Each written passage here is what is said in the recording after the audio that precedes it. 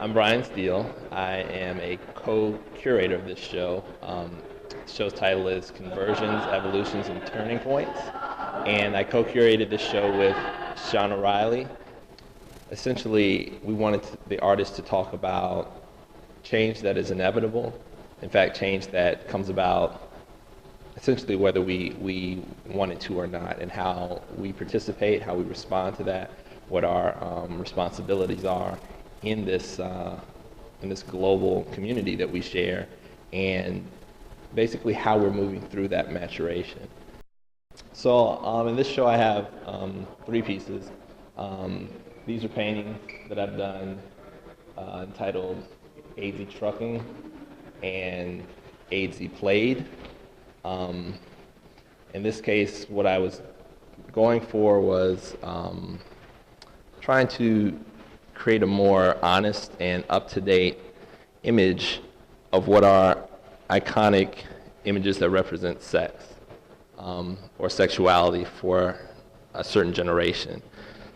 So when I was going about this work, I realized or thought about the fact that basically since I've known what sex is, it's been associated with the AIDS virus. And so what you see is these images are recreated in a pattern that is basically painted with the AIDS virus itself, saying that the ideas now of sex are married to this disease, and that reality is very different from even when they were created in the first place. In this piece is a sculpture dealing with violence in children's toys. I spent some time working at Cartoon Network, and when doing so I realized just how violent animation, cartoons, and toys are for children, and I wanted to create a piece that kind of represented what that looked like, the direction that kind of is taking us, and then it's somewhat crazy to me. This piece is interesting to me. I think it's a beautiful piece. Its title is "Does This Make Me Look Fat?" And it's a dress made entirely out of bacon. It's a dress that represents a time period in the artist's life where she was dealing with eating disorder, and this kind of emaciated or exaggerated form is basically what she's saying she felt she needed to be. Joe Karg is an MFA in painting here at SCAD, and he made this work in response to being compared to other artists whenever he would make a painting. He said that it made him feel like people weren't looking at the work for what it was. They were immediately jumping to a position of trying to label it, trying to put it into a certain box. And so his response was to make cookie cutter work and just give them exactly what they were looking for. So this work is by Shaun McCallum, and it has to do with the foods that we consume. And what Shaun does is he makes these prints representing the different foods, and then he offers on these plates for the viewer a dried version of these foods. This is a sculpture piece by undergraduate sculpture student Morgan Alexander, and it's my understanding this has to do again with like the direction that we're going as far as getting further away from an organic society, and in this case he's representing that with a steel beehive.